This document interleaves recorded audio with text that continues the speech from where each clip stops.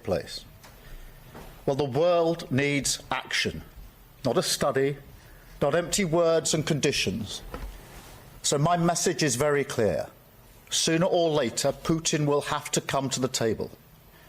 So this is the moment. Let the guns fall silent.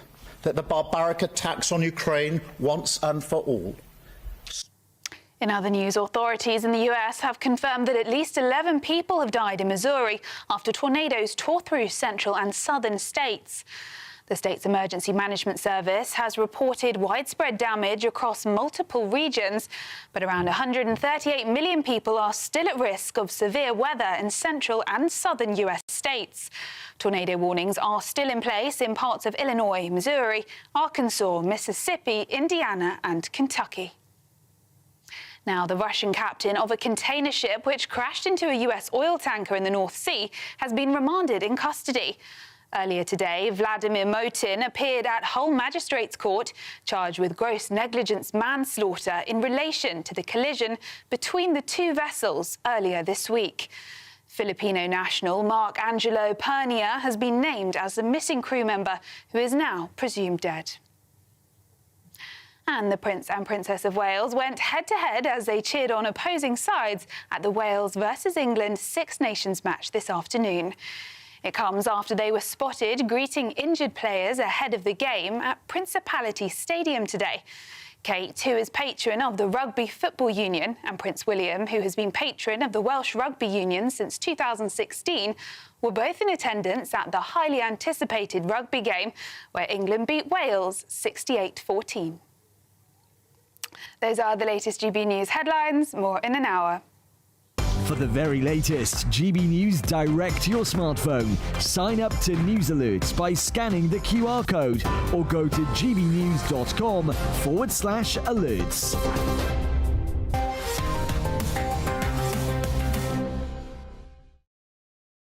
Hello and welcome to Headliners, where we give you the best of tomorrow's newspapers with the best of today's comedians. First things first, let's see what's on tomorrow's front pages. The Sunday Telegraph leads with Streeting. War on NHS waste is just the beginning.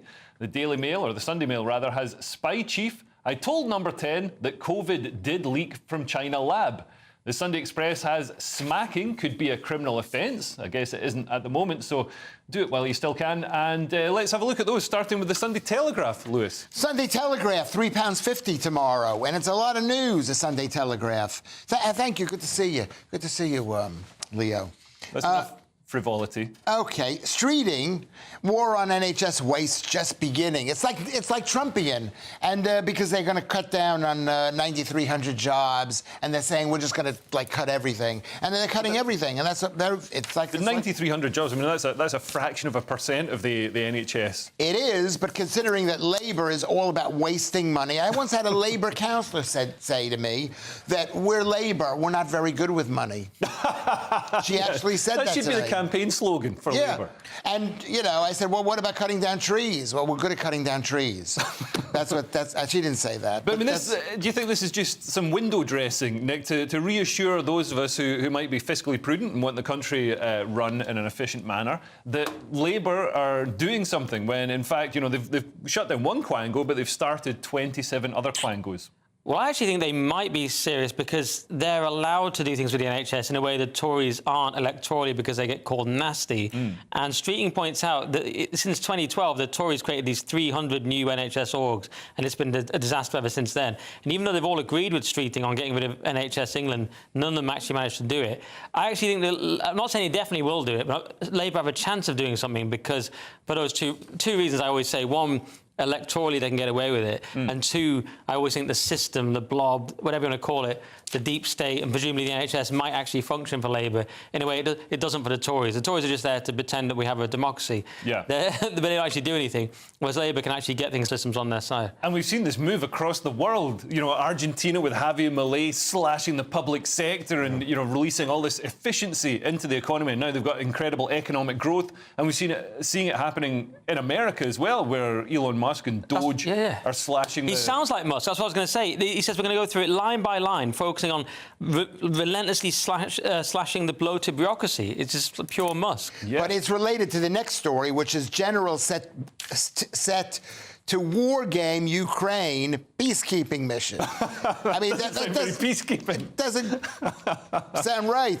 War game peacekeeping mission. I guess the whole point of a peacekeeping mission is if peace doesn't keep breaking out, then you're going to have to get tough. But it's about wargaming the troop deployments, right, to keep the peace. But what I don't understand, you can probably explain this, Leo, but I thought that was one of Putin's red lines. We're sort of talking on deploying troops. But is Putin going to go for that in this deal? Aren't we just going to get slapped down on that? Well, no, by Trump? I don't think you could have a ceasefire or some sort of permanent arrangement for peace without some kind of peacekeeping mechanism in Ukraine. You can. Trump seems quite against it, doesn't he? He seems to be saying we'll have people there for the minerals. That'll be enough. He's very against Starmer putting troops there, isn't he? And so is Putin. So I wonder how that's going to go. Well, yeah, and Trump's mineral deal is a bit of a red herring when it comes to peace, because I mean, any invading army could just say, okay, we're not going to go anywhere near the mines. We're not going to interfere with their operation or go, affect your workers. And then, why would the mines be a deterrent? The mines aren't a deterrent, but the fact is that maybe America would get violent. It's like what's his name, Keir Starmer. He's getting all belligerent to the Russians, blaming they're ready. They're supposed to be. If Britain and other European nations are supposed to be peacekeeping, they should be disinterested in the battle between the two. But he's not. He's gung-ho anti-Russia. Well, yeah, but I mean, Russia did invade Ukraine. That's something that people seem to forget sometimes. Russia literally invaded Ukraine. But they were provoked. And it doesn't matter. They were provoked. It's like that's not an excuse. Oh, you kicked your neighbour's dog to death because he was watching your TV through the window. No, you can't just do anything because you're provoked, Lewis. If you look at the Lewis map, does. Have you not worked with him? If you look at the map, you see how far the Europeans have gone. They're touching Russian territory right now. We can't help it. We're joined together. I agree with Lewis on everything. He was, he loves Putin though. He's got a poster of him in his room on that bear. And when he was riding the bear. Next to Lenin and Stalin. It's the 13th page of his calendar. Is Putin riding a grizzly bear? There's also the fact, though. I mean, the country has to slash public spending because we are going to have to spend a lot on remilitarization. I think this could actually save the country instead of funneling all this money into trying to transition as many kids as possible. We're going to funnel it into teaching people to be strong and disciplined. There's not enough money in the world to pay the descendants who are living in this country, the Angles, the Saxons, the Jutes, the Picts, the Cornish, to go to Ukraine. Who do you think, Stom? Who do you think is going to fight? He's paid every Stom? time he says that, by the way. He has to say that every episode now. He's sponsored by the Picts and the Jutes. It's such a warm feeling. You need to update it. You've got to say the Sunnis, the Shias. We're living here. No, we're not fighting for those people. Let them fight. They're fighting for themselves. They're pretty bellicose as it is. Bellicose, look at that. Yeah, that's a big word. Lewis is the new Simon Evans. Is that at the end of the day, the people of this country who would fight for England, for Europe, are not, as far as I can tell, they don't seem like they're committed to the country anymore. Well, because I've got to say, the people who are blowing up British children are already in the country. Yeah. It's like before we go and sort out a threat to our borders, why don't we sort out the threat that's inside our country already? Right. Moving on, Nick, we've got the Sunday Mail with the COVID lab leak conspiracy theory completely debunked now, it seems. Yeah, it's a spy chief. I told number 10 COVID did leak from China lab. So this was a former spy chief who submitted a secret dossier to number 10 saying that the COVID virus had come from the big virus lab called COVID virus lab 10 minutes down the road from where the virus was found or whatever. And this was shown to apparently Lord Valence, and the accusation is that he dismissed it and ignored it, whereas Boris, a source close to Boris Johnson, says that Boris believed it but was dismissed, his scientific advisor dismissed him. The source, by the way, just obviously Boris with a different voice. Boris, he knew all along. So the claim is, that Boris knew but Valence overruled him because it was just, by that time, there was groupthink and the weight of the scientific community. Also, the accusation is that they didn't want to, we talked about this last night, they didn't want to annoy China and mess up future research projects. Yeah, and it's incredible. And I read an account in the New York Post that said that the workers at the lab, they had all the animal cadavers and, they've tested these various evil, lethal diseases on, and they wanted to make a bit more money. So they were selling them to the wet market. And obviously, Wow. you know, you don't properly grill a pangolin that's had COVID tested on it, you're going to get pangolin. That's a decent band name, isn't it? Animal Cadaver. Sorry, go on. Pangolin sounds like a musical instrument. It is. At the end of the day, I don't believe a single thing this is. This is a scam on a lie, on a fraudulent thing. The fact is there is no such thing as COVID. There's no. I don't believe in. I don't believe in germs. No. But so you're a double conspiracy theorist. You don't believe when conspiracy theories are debunked. You don't believe it's been debunked. Because I don't believe that there are little things around there that are flying across the universe. He doesn't believe in viruses at all. I don't believe in viruses. I don't believe in viruses. I don't believe in germs. I don't believe in COVID vaccines. You don't believe in germs? I don't believe in germs. Like Galen discovered, you're going back to like the four humors. Like, how far back in medicine are you going? No, there are no... You don't believe in airborne germs? Or No, I don't. I believe in bacteria. You can get sick from bacteria. Yeah. But I don't believe that there are tiny fractions of RNA, DNA that like multiply in people's bodies. Really? I don't believe in it. I don't believe in washing my hands. Okay. I've I wish you'd told me that earlier. I've When you changed. tried to shake my hand. Sorry about that. Is that a side effect of eating meat? Moving on, Lewis, we've got the Sunday Express, and apparently they're going to ban. You're not going to be able to give your children a smack anymore. How will Scottish parents get their kids to go to sleep? Yeah, exactly. Well, it's like, isn't that a form of love in this country? At least, oh my God, my mother loves me. She paid attention to me. Anyway, smacking children could be a criminal offense. This is in the Daily Sunday Express, which costs £2.80, which is a lot of money for the Sunday Express. But, I mean, I've had two children, and it's not that you shouldn't hit them. I don't believe in smacking. That sounds really hard. I don't think, but I think the world, this is too delicate a subject for me to actually discuss publicly because people are going to hate me. You were fine talking about it 10 minutes ago. Because no one was listening. It wasn't being recorded. I got some of it. Yeah. No. What I'd like to know what Nick thinks. Well, I can talk openly because my views aren't depraved. I'm against it. I'm against smacking children. There you go. I mean, but because I'm a complicated man, I'm for caning in schools in a Victorian fashion. I'm a complicated guy. No, I don't know, because I want the discipline in the schools. No, I don't think I'm just against it. I don't think I could have the heart to do it. It just... Then again, when people say it, you sort of, there's nothing wrong with smacking your kids. I sometimes think maybe they've got a point, they're about discipline or something, but I don't think I could have the heart to do it, as I'm a nice guy. I'm going to tell you why we should be against smacking children, because there's nothing worse than seeing a child being smacked by a parent, because you know that parent's a crap parent, and you know that poor kid has to spend the rest of his life with that crap parent, number one. Number two, hitting does not work past the age of like 5 years old, and they've done the research. I don't have the research yet. I don't think it starts working about the age of 18. It doesn't. I mean, yeah, well, at that point, the government comes in to smack your kid by taking him away. To be honest, sorry, Lewis, didn't mean to interrupt. I just suddenly changed my mind. I think maybe Lewis should have been smacked more as a kid. We might have solved some of these discipline problems that we have. More as a kid and less as an adult. Well, I was a very fast runner. I think that's where it came from. Well, let's have a look at some more front pages. The Sunday Times has Kendal set to backtrack on benefits freeze. That's not the town in the Lake District. And the Daily Star has Sunday have a bath tubby. We'll get to that in a moment, but first, the Sunday Times, Nick. Yes, I was born in Kendal, but this is a different Kendal. Kendal set to backtrack on benefits freeze. This is, of course, Liz Kendal, who might have to ease off on these plans to slash the PIP payments and all this kind of business, which is quite surprising because Labour hasn't really done much of this. Starmer hasn't backtracked on anything. He's like, no, the winter fuel payment's absolutely right. Everything he's done that's really harsh and draconian, he's just stuck by it, just with no soul. Whereas Liz Kendal perhaps is a bit more empathetic and is concerned about it. And obviously she's concerned about the massive rebellion in the party. That's the main thing. Yeah, I mean, you've got to remember that a lot of people got into Labour to waste lots of public money. Right. And destroy the country. So they don't like, seeing any sign of efficiency. To spend the money, and that's the problem. The problem was the Tories were in power for so long. I must have heard 1,000 times down in my South London borough about Tory austerity. So they've been waiting to spend money, and as soon as they get into office, they're told, wait a second, we're going to have to start blowing up the Russians.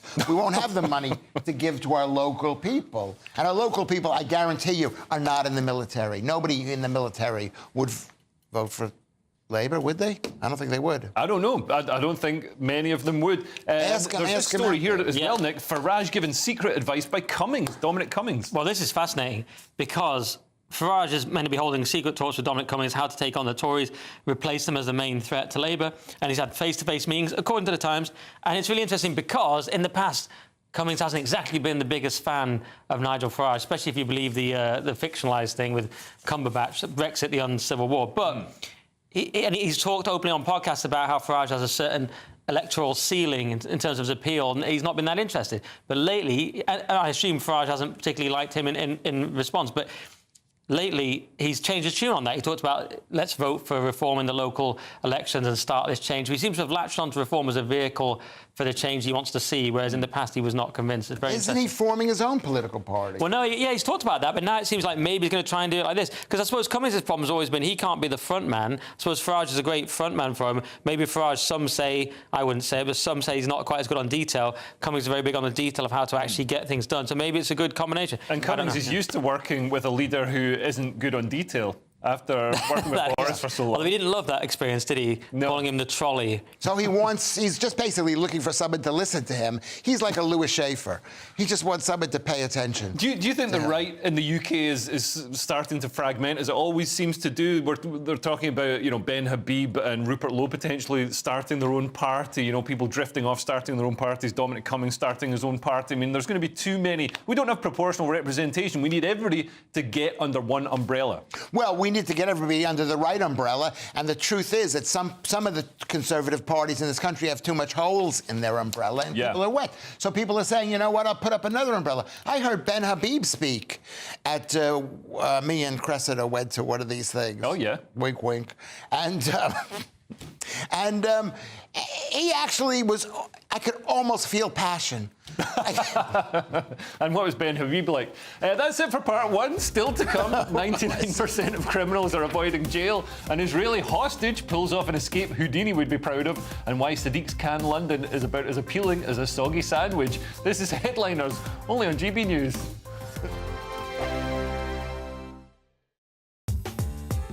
I'm Christopher Hope. From pop stars to politicians, I'll interview anybody in a pub who's got a political opinion. Join me every Friday on Spotify, Apple Podcasts, YouTube or gbnews.com, or wherever you get your podcasts.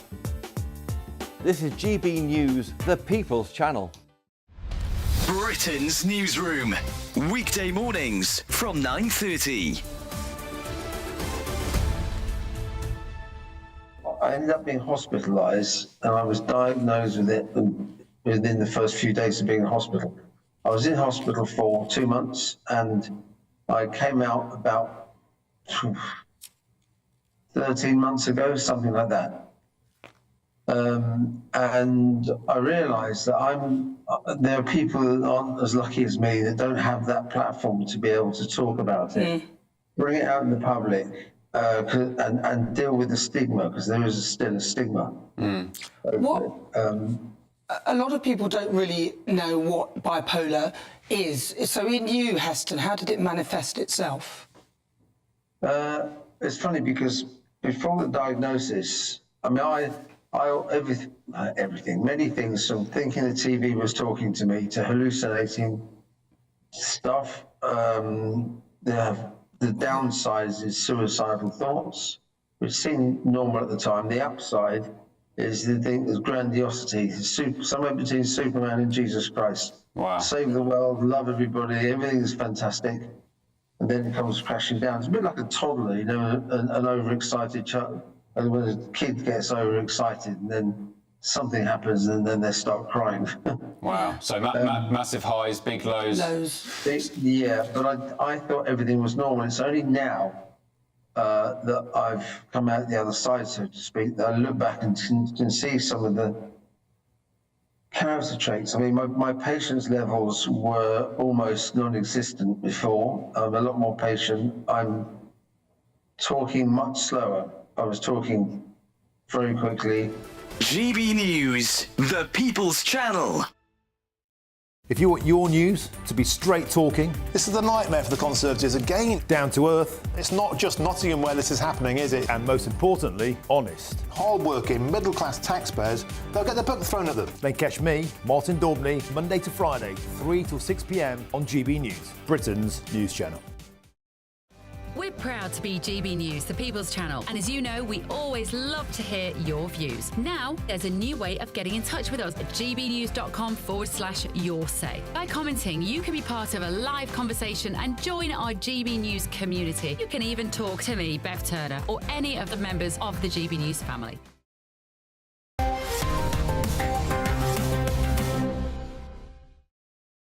Like someone's gonna Welcome back to Headliners, and let's go to gbnews.com/yoursay for a couple of your comments. Cassandra Stewart says, Farage doesn't need advice from a man who thought it was a good idea to test his eyesight by driving. Fair point, I never understood that excuse. And Jesse Jones says, Lewis is besmirching Cressida's good name. I mean, I hardly call watching Ben Habib a date. A date. And she hates me. That's the thing. Okay, That's true. She kept on talking about Nick. Said. She kept on talking about Nick. Where's Nick? That does happen. Yeah. This is getting a bit too Fleetwood Mac. Let's move on with the Mail on Sunday now, with billions of pounds spent giving fat people free cars. We're literally being taken for a ride, Lewis. Yeah, this is one of those Sunday stories, exclusive, the most outrageous benefit scandal of all. How taxpayer-funded firm was set up to help the disabled is now handing out £4 billion stockpile of cars to people who are obese and depressed. And it's just all the stupid people who are getting cars. And they're even letting friends and relatives use them as well. They've got such a surplus. Apparently, they've taken in £7 billion. Their turnover is £7 billion. So this is a huge drain on the exchequer. So they've got like way too many cars. I actually know somebody whose dad got one of these cars, and he's like registered blind, but you can still apply for a vehicle if, you know, so his daughter can take him shopping or whatever. But it's a brand new, or to me it looked like a brand new Mercedes. I knew a comedian who had one of these cars. And I said to him, he kept on like, he needed one of the cars. And I said to him, which would you rather be, you with your, your problems at the age of, he was 30, I think he was like 30 years old, or me at the age of 68. And he said he'd rather be disabled. So they should take away all the cars for all of these people. They're horrible, horrible people. No, that's not what. That's not what you're saying. No, that's definitely not what I'm saying. I don't think it's Why what should you're we saying. be giving them cars? No, I deplore this. Yeah. Some people obviously need cars, would benefit from a car. It's like appropriate use of taxpayers' money. But you know, if you're just giving them to anybody with ADHD or whatever. This guy was literally able to pull a car across tarmac. He was so strong. This guy was like the world's strongest man. He was going to the gym.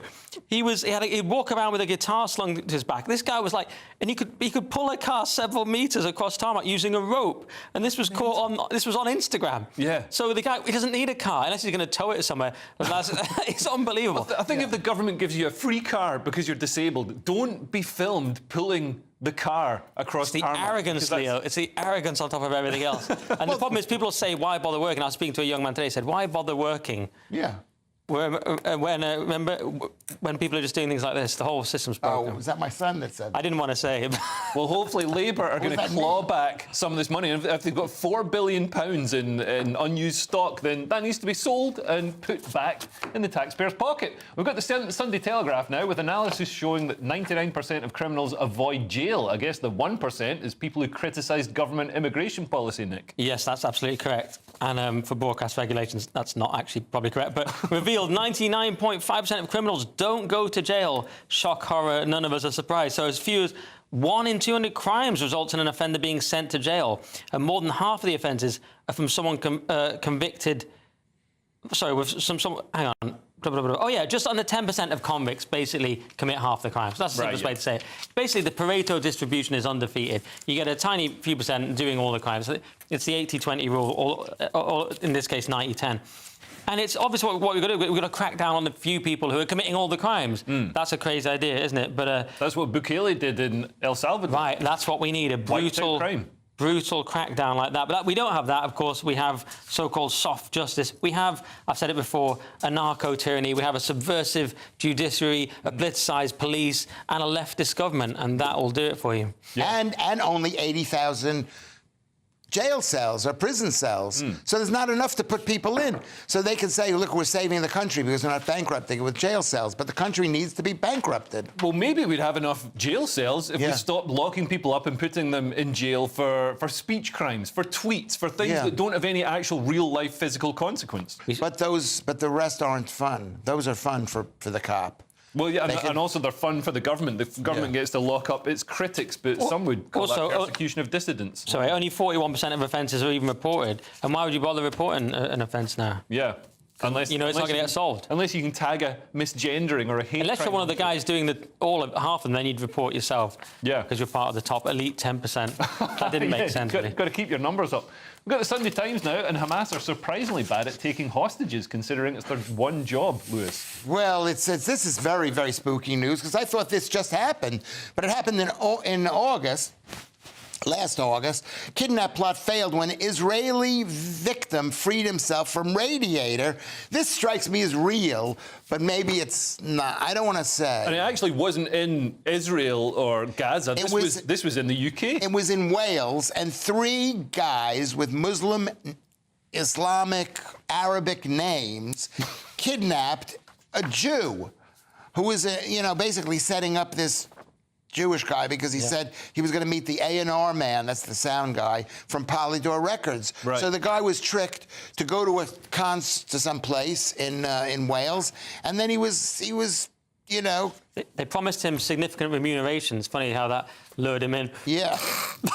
What do you think? Do you think nobody else cares about money? The fact is this is one of the reasons why this is a police state, because nobody heard about this. Had you heard about this, Leo? You must have heard everything.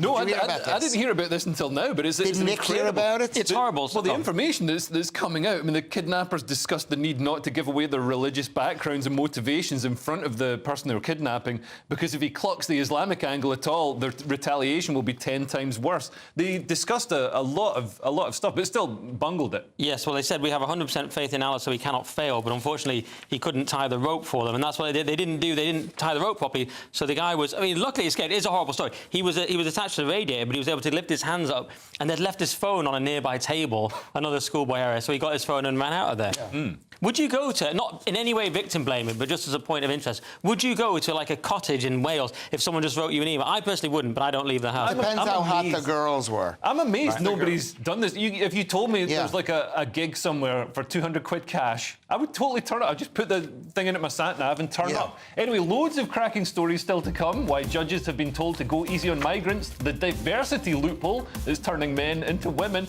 and Iran's terrifying new hijab enforcement technology. This is Headliners, only on GB News.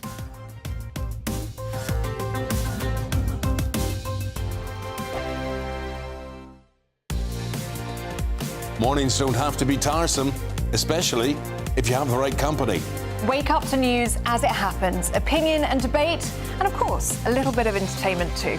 Because when the kettle's on, we're on. That's Breakfast on GB News, a show worth waking up for. Every morning from 6 a.m. Only on the People's Channel, Britain's news channel. We'll spread the news, you spread the word. Good Afternoon Britain isn't just about us. The wonderful thing about this programme is it's about everyone watching. It's an interactive programme. Well, there absolutely is something to see here, and we're going to be talking about it more. Whether it's breaking royal news, please bring us up to date, or indeed a particularly punchy speech in the House of Commons. Very, very curious. We bring it to you live, and then we bring you live reaction as well. That's Good Afternoon Britain, weekdays from midday. Only on GB News, the People's Channel, Britain's news channel. Hi, I'm Michelle Dewberry, and my show is your opportunity to cut through all the noise and dive in headfirst to some robust debates. Ideas clash. Situation, no, isn't it? Because the failure is you're deliberately avoiding my point. Nothing's held back. And if you think this is the end of it, wait for more. And we do not shy away from the difficult stuff. Sometimes I want to shake people and say, if only you understood. So join me on Jubes & Co. weeknights at 6 p.m. only on GB News, Britain's news channel. Join me, Camilla Tominey, for a frank and honest discussion with those in power that cuts through the spin and gets to the heart of the issues shaping our nation. You haven't confirmed that you want to stand as leader, but you haven't ruled it out either. This report basically says that he's not fit to stand trial. Is he indecisive? Incompetent? I deliver the dose of reality Westminster needs. That's the Camilla Tominey Show at 9:30 every Sunday on GB News, the People's Channel, Britain's news channel.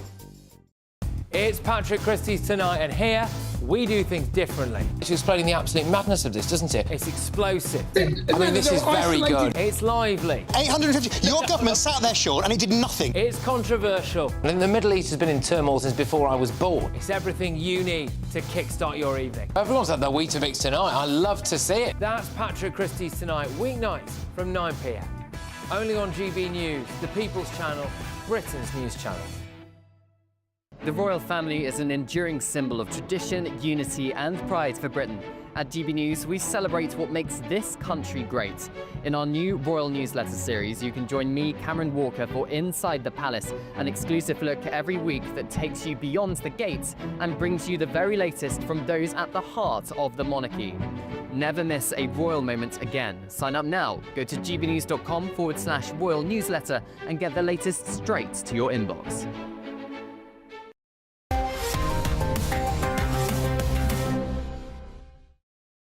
Your extra studying. Welcome back to Headliners. Let's go to gbnews.com/yoursay for some of your comments. Alexander Davies says the NHS consumes almost half of our entire GDP. That's where the government wants to look for savings.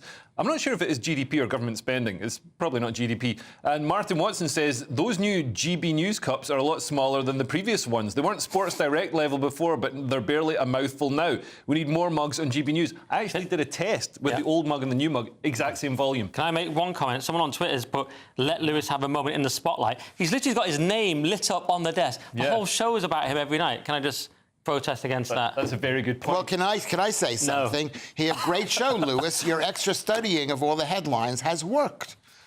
OK, yeah, no, it's good that you've actually started doing your job. The Sunday Telegraph now with America expelling a South African diplomat for racism. But before Dr. Shola gets excited, I should point out this is anti-white racism. Is this new unit? Can you stay in touch with Shola?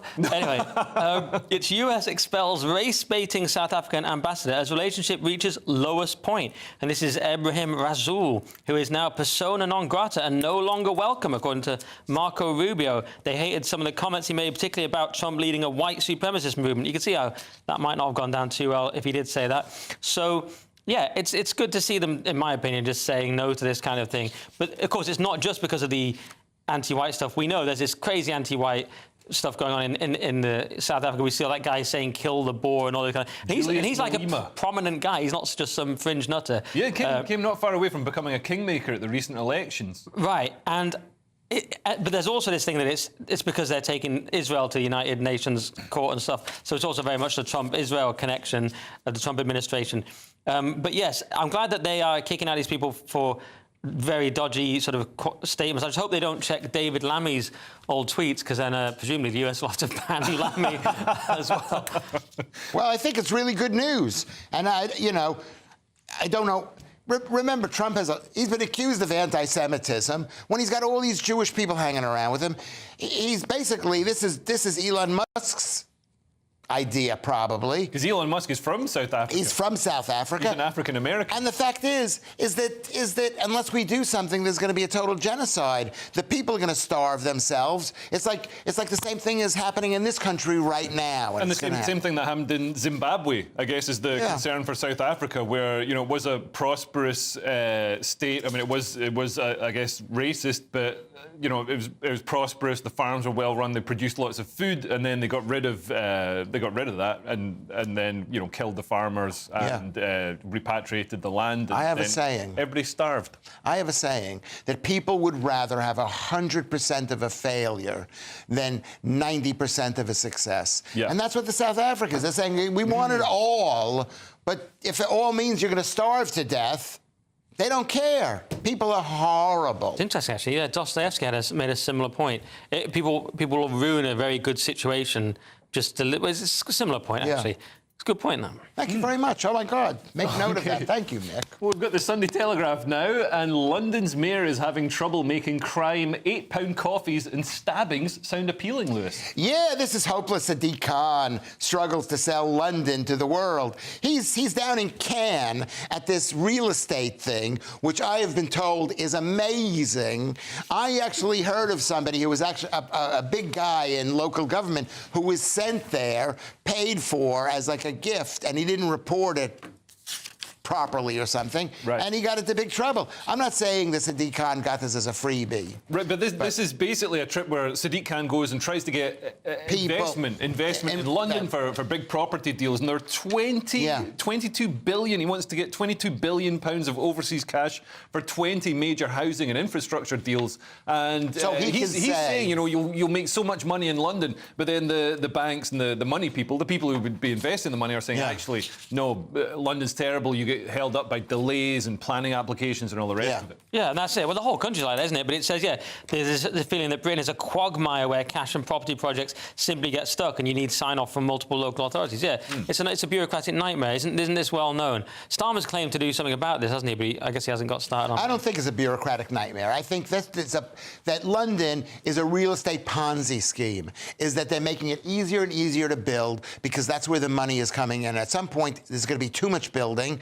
And where I come from, in Southwark, they built on parks. They built on Peckham Green. They built all over, blocking the sun, because that's the most... Yes, blocking the sun and cutting down trees. OK, well, moving on, we've got the Mail on Sunday now with more evidence of two-tier justice as judges are told to treat migrants better than Brits. Nick. This is a shocker. Judges told to consider how migrants are represented in press when deciding cases. Imagine that. And they call it the Equal Treatment Bench Book, and it means, of course, the complete opposite. Welcome to Orwellian language. So, and of course, people are saying it's two-tier. I think that's putting it mildly. So this is a 352-page guide published by the Judicial College, which is led by Lady Chief Justice Baroness Carr. Lewis is just shocked they allow women judges.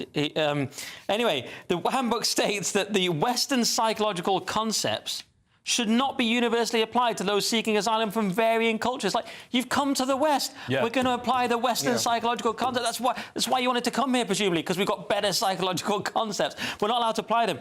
Absolutely absurd kind of... it's just this absurd deconstruction of everything, subversion, really, of all our culture. I mean, judges are advised against making unnecessary objections to full-face veils to show understanding. And show understanding when people are not attending court because of a holy day. It's like, oh, it's my holy day, I'm not showing up. Or because they needed time to pray. And to take into account cultural differences, cultural expectations. So, you know, if somebody commits a sex crime, it might be legal where they're from. So, you know... So it could be OK. Yeah, so is it OK if they do it here? Yeah. Well, this woman, Baroness Carr of Walton on the Hill, her day is over. Basically, because when the new government comes in, there won't be any women justices. So she's screwed that way. And she's also going to be screwed if they don't take over, because the woke business is gone. Yeah, but is it gone? Because these woke judges persist. They're even more woke than the Labour government at times, and they seem to be sticking around. It seems to just be this self-contained system that just does what it wants. I mean, even Labour, I've seen Labour MPs going, this was not us, this was the judges. They're just out of control. This ideology is rampant in the legal system. And the way they're interpreting legislation, whether it's our legislation or ECHR, is, the entire system has been taken over by activists, the judges and the lawyers, the NGOs that are advising the migrants. Everything is stacked against, you know, the British person. At the present moment, as soon as Britain loses in the Ukraine... I'm assuming this is a boxing match that's happening. He's been poisoned by Putin. Let's try and fit this one in before the break. We've got the Sunday Telegraph now, and the new Ofsted chief urges pupils to wear hijab outside the home and recite the Quran once a week. It's good to see an educational leader getting kids ready for the future, Lewis. Yeah, this guy, Sir Hamid Patel, he's a religious school leader, and he was Patel, which means basically house, which means like hotelier in the country. that he's from. I can't tell if that's a joke or not. That isn't. You can look it up. Patel, Mr. Patel. Really? I've got to. Anyway, he's been appointed head of Ofsted, and you see what the way the guy looks. He hasn't done one single thing to make himself look like he fits the part the way it used to be. That's how burnt out this country is. He's got a full beard, no mustache. He's got one of those. He's got a weird. Amish. He is not Amish. He is. We've got a picture of him here. Yeah. So yeah, sort of Mike Leavis.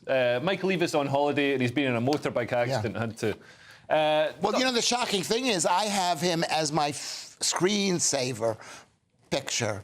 So I look at him all the time. Nick, can you drag this back into the? I can try to. And Schaefer comes from Shepherd, I believe. Anyway, I'll try and drag it back to the. Well, he's been in. It's controversial because he was in this role where the school was the first to urge pupils to wear the hijab outside of the school that he was the head teacher of in Blackburn, and they were told to recite the Quran once a week and not bring stationery to school that contains un-Islamic images. So people are finding obviously very controversial. Although he did say it was a national disgrace that only 1 in 7 white working class boys will pass their GCSE in English and maths. So maybe he's our guy. Pretty base. How can he be our guy when he doesn't even make this? He makes that one statement. He doesn't. Well, listen. In his defence, I'd say he's made it to. He's already the head of a school department. Governance region, whatever it's called, that oversees 40 schools, and only some of them are Islamic faith schools. Yeah. So I think he knows how to do the job. He might be the right guy for the job. I think. I guess his appearance might be. A bit of a.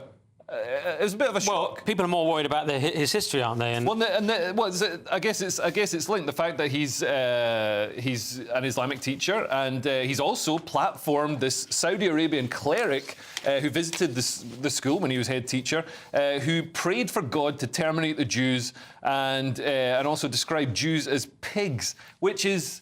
That's not really who you want overseeing maybe some Jewish faith schools. And just so we don't get sued, he played it out and said the girls wanted to see this guy with 5 million followers. They'd seen him on YouTube. He stayed for 20 minutes. I'm not saying I advocate it. I'm just trying to help us not get sued. I don't even believe it. But you know what? Maybe in his group of people, calling somebody, because you're not allowed to kill pigs. So maybe by calling the Jews pigs, he's actually making some kind of thing. When he said he prayed for God to terminate the Jews, is there a defence for that? Well, it depends what the word terminate means in his language. I mean, we have to ask Baroness, who's that? I'm just trying to represent Josh's view because he's not here.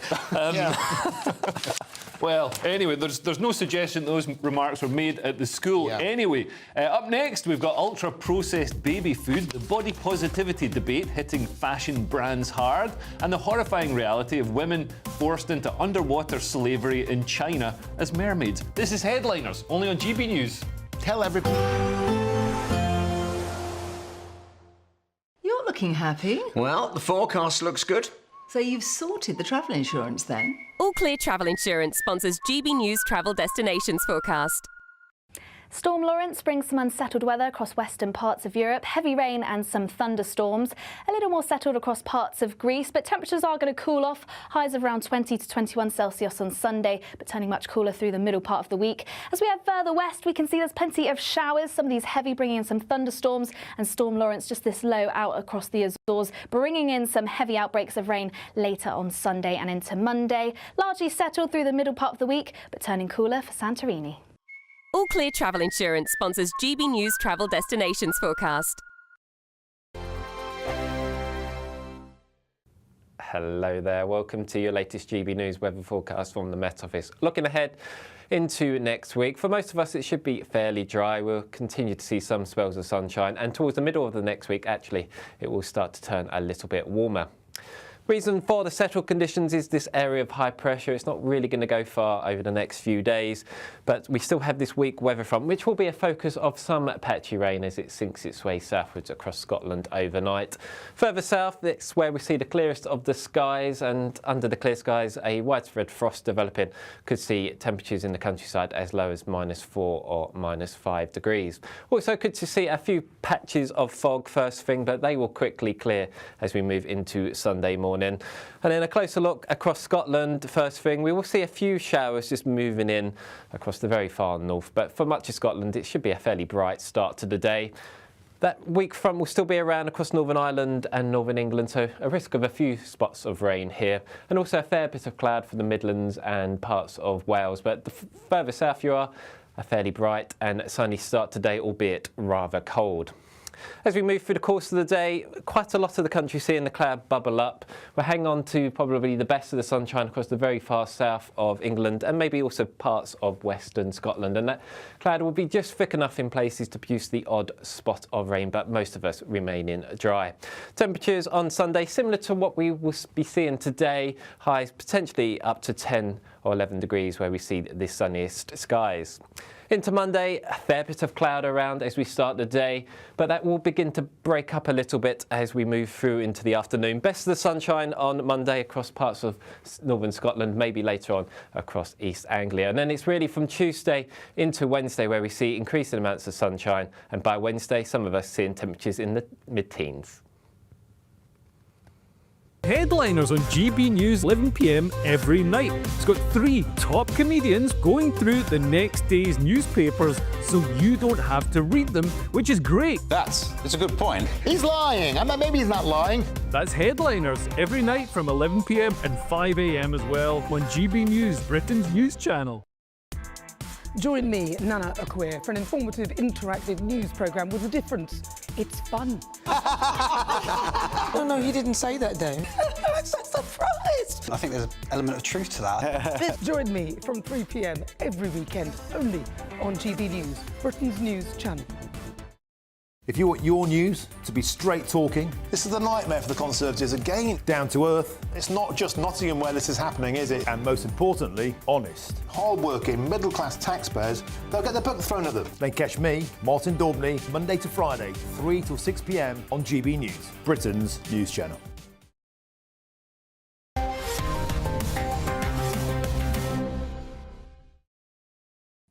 Welcome back to Headliners. We've got the Mail on Sunday now, and the NHS might be collapsing, but it's still got resources to deal with patriarchal terminology like the word midwife, Nick.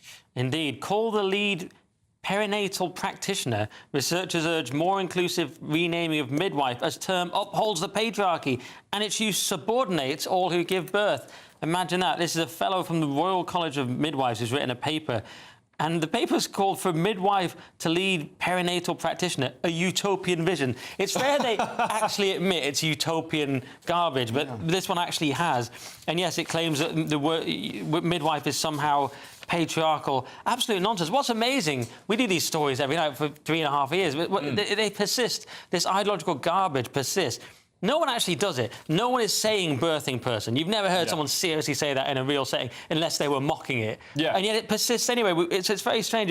It's probably just to demoralise us, and it will continue until we have a new elite that gets rid of all this. Well, they say they're doing it to be trans-inclusive, Lewis, but as if any, I mean, it's a fraction, a tiny, infinitesimally small number of women who've transitioned to being men who then get pregnant. And then insist on being called men. They know what a midwife means. You know what I mean? It's not like it's actually doing anything to be inclusive. It's just forcing everybody else to conform to weird rules. I remember when my wife got pregnant, when I first moved here, and we had a midwife, as everybody does, and I said, I don't want a midwife, I want a full wife. I do not want someone who's in between on this. This is my kid.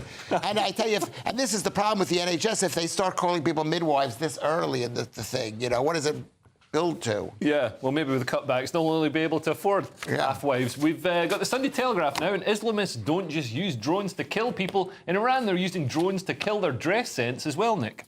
Yeah, it's an innovation. Iran deploying drones and apps to enforce hijab wearing, UN warns. So they've got these drones, facial recognition technology, mobile applications to monitor and punish women who defy the country's mandatory hijab laws. And Lewis was saying this is a bit far even for him. No, I'm kidding. He wants it here. It isn't far from me. The left actually want this here, don't they? Because they, of course, think all cultures are the same and we should bring this here. Anyway, yeah, it's incredible. I mean, you know what's happened here? They've got all this equipment and they're like, oh, we haven't really got a proper war. We want to use it. You get a drone and you just want to use it. So they're using it to just terrorise women, basically. Well, they also sell this. That's one of the few things that Iran does really well. They make rockets and they make drones. Oh yeah, these will be radically different drones because the Shahed, the Iranian Shahed drones, they're you couldn't loiter and film. They've got no camera for a start. Right. Punching the coordinates. Because that goes against the CORAD. Yeah. We can't win the war because it goes against Leo the CORAD. sold them these drones. Just if you want to, you know so much about drones, it's unbelievable. Well, yeah, Ukraine's now reverse engineered their own version and is hitting Russian refineries with it. Moving on, we've got the Observer now with good news for Scottish kids. You might as well have that deep-fried Mars bar. This is ultra-processed babies. Is that what you're talking about? Yeah. Our toddler snacks, one of the great food scandals of our time. How do you have to mention this? It's like getting shot in the head. Bad for you. We know this. We know this. It's saying kids. It's basically saying what kids are eating today. Of course, they're eating horrible food because their parents are eating horrible food because they're selling horrible. But these toddler snacks are usually marketed as like organic, or it's got a picture of a happy chicken on the side or whatever. It's not sold as like, here's some ultra processed gunk that will destroy your child's teeth. This is GB News. We do not blame the way they're sold. We blame the people who are buying it because they can't read the label. We can blame both, can't we? No, we can't. It's because we believe in free enterprise. We believe in selling stuff. I mean, let people sell stuff whatever they want to. But I know for a fact that we should not be eating this. I eat an 100% meat and egg diet. But you haven't locked in on the main point, which is they've got this new generation of infants that just don't seem to like texture. Yeah. Imagine being anti-texture. They're getting tooth decay. They're non-verbal because they need those muscles for chewing. They're the same ones you use for speech. But it's basically these blob people we've created, these kind of nothing blob people. They've got tooth decay. They can't speak. They can't eat. Can I it's the tell you end that of the human race. No, I can't. Are you saying this is a joke? No. It's a lie. Number one is tooth decay caused by eating a high-carb diet. In the same way you get calcification. Yeah, but what about of the your heart. non-verbal thing? And they can't eat anything solid. They're throwing up if they look at a cooked lunch. Because the 3-year-olds parents are throwing so up. bad. If they look at a cooked lunch, they're throwing up just looking at it. Yeah. Maybe they saw your lunch with all the raw blood. Because the parents we're are going to so have to bad. take this argument to the car park because the show is nearly over. So let's take another quick look at Sunday's front pages. The Sunday Telegraph leads with West Streeting says war on NHS waste is just the beginning. The Sunday Mail has Spy Chief, I told Number 10 that COVID did leak from China lab, just like the conspiracy theorists knew. The Sunday Express has smacking could be a criminal offence. The Times has Kendall set to backtrack on benefits freeze. And the Daily Star on Sunday has have a bath, Tubby. And that's it for tonight's show. Thank you to my guests Lewis and Nick. I'll be back tomorrow at 11 p.m. with Simon Evans and Kerry Marks. And if you're watching the 5 a.m. repeat, then stay tuned for breakfast. And I hope to see you tomorrow night. Cheerio. Bye. Don't blame the kids.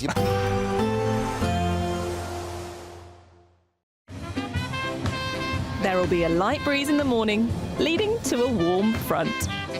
Boxed heat pumps, sponsors of weather on GB News.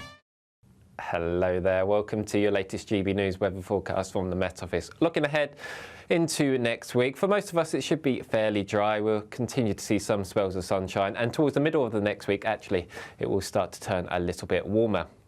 Reason for the settled conditions is this area of high pressure. It's not really going to go far over the next few days, but we still have this weak weather front, which will be a focus of some patchy rain as it sinks its way southwards across Scotland overnight.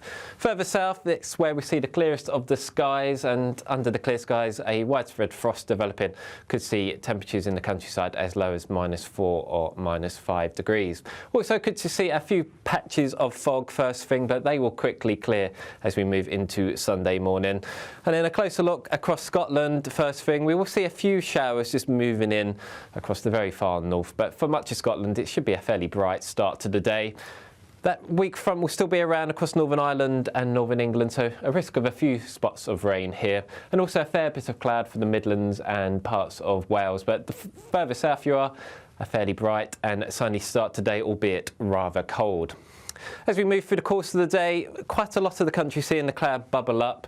We'll hang on to probably the best of the sunshine across the very far south of England and maybe also parts of western Scotland. And that cloud will be just thick enough in places to produce the odd spot of rain, but most of us remaining dry. Temperatures on Sunday similar to what we will be seeing today. Highs potentially up to 10 or 11 degrees where we see the sunniest skies. Into Monday, a fair bit of cloud around as we start the day, but that will begin to break up a little bit as we move through into the afternoon. Best of the sunshine on Monday across parts of northern Scotland, maybe later on across East Anglia. And then it's really from Tuesday into Wednesday where we see increasing amounts of sunshine, and by Wednesday some of us seeing temperatures in the mid-teens. We can expect clear skies, leading to a light and warm day ahead. Lovely. Boxed Solar, sponsors of weather on GB News. You could be the next big winner of the Great British Giveaway, as we have an incredible £17,777 in tax-free cash to be won. Cash that you'll be able to spend on anything you like. And if that wasn't enough, we'll also give you the latest Mulberry handbag, and not one, but two sought-after designer watches, so you can style it out this spring. For another chance to win the lot, text cash to 63232. One entry costs £2 plus one standard network rate message, or text bonus to 63232. 5 entries cost £5 plus one standard network rate message. Go to gbnews.com/win. Entries start from just £2. Call 0903 681 3232. Calls cost £2 plus your network access charge, or post your name and number to GB12 PO Box 8690 Derby DE1 9TT. UK only. Entrance must be 18 or over. Lines close at 6 p.m. on the 4th of April. Please check the closing time if listening or watching on demand. Join me, Camilla Tominey, for a frank and honest discussion with those in power that cuts through the spin and gets to the heart of the issues shaping our nation. You haven't confirmed that you want to stand as leader, but you haven't ruled it out either. This report basically says that he's not fit to stand trial. Is he indecisive?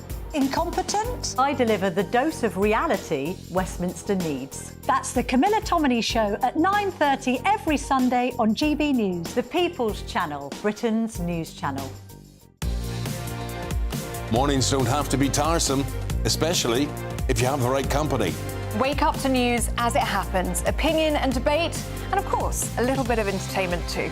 Because when the kettle's on, we're on. That's Breakfast on GB News, a show worth waking up for. Every morning from 6 a.m. Only on the People's Channel, Britain's news channel.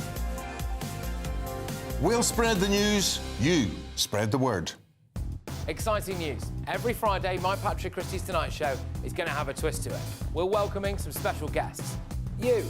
That's right, on Fridays I'm going to be doing my show in front of a live studio audience, because this show is about you and what you have to say. It's going to be the same big debates, same big topics, same big opinions. But every Friday night at 9 p.m, you are invited to come on down to Patrick Christie's Tonight to be a part of the action. Only on GB News, the People's Channel, Britain's news channel. Good Afternoon Britain isn't just about us. The wonderful thing about this programme is it's about everyone watching. It's an interactive programme. Well, there absolutely is something to see here, and we're going to be talking about it more. Whether it's breaking royal news, please bring us up to date. Or indeed a particularly punchy speech in the House of Commons. Very, very curious. We bring it to you live, and then we bring you live reaction as well. That's Good Afternoon Britain, weekdays from midday. Only on GB News, the People's Channel, Britain's news channel.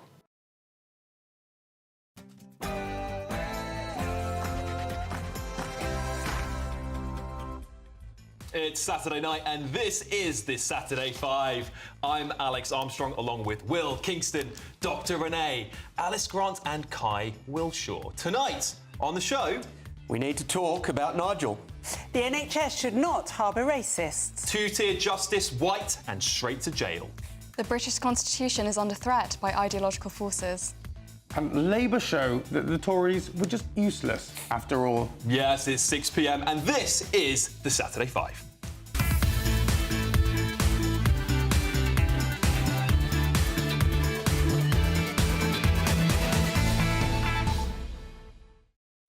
Welcome to the Saturday 5. Good evening. I'm your host, and if you thought last week's news was a bin fire, this week's been a full-on landfill explosion. Let's dive into the news, shall we? Top of the pile, NHS England's been guillotined by Sir Keir Starmer, who reckons the best way to fix the health service is to sack 9,000 clipboard-wielding drones and shove it all under Westminster's thumb. Sorry, I mean democratic control, as he calls it. Brilliant news, because suddenly we've got a flood of fresh doctors and nurses. Rumour has it half of the Labour backbenchers have dusted off their CVs this week, claiming they've been secretly moonlighting as brain surgeons and deadpan wranglers. At least now, when you're stuck in an 18-month queue for a hip replacement, you can actually blame the government instead of some bureaucrat in Leeds. That's what we call progress, everybody. But forget that, because I've got a better idea. Let's just hand the whole NHS to Dr. Renee, Britain's most ferocious sawbones. She's so anti-nanny state, she's been spotted chaining herself to Wes Streeting's desk, demanding the Health Secretary's job whilst waving a fistful of antibiotics she's nicked from the dispensary. Word is she's turned her spare room into a fortress of penicillin, refusing to dish out so much as a paracetamol until they crown her the supreme overlord of healthcare. Sod your prescriptions, she yells. I'll cure you with a shot of whiskey and a stern telling off. Honestly, give her the reins and she'd have the NHS running on fag ash and elbow grease by tea time. Meanwhile, Sir Keir Starmer's gone from press darling to tariff punching bag faster than you can say Trump tantrum. Yes, a few weeks back, the papers were slobbering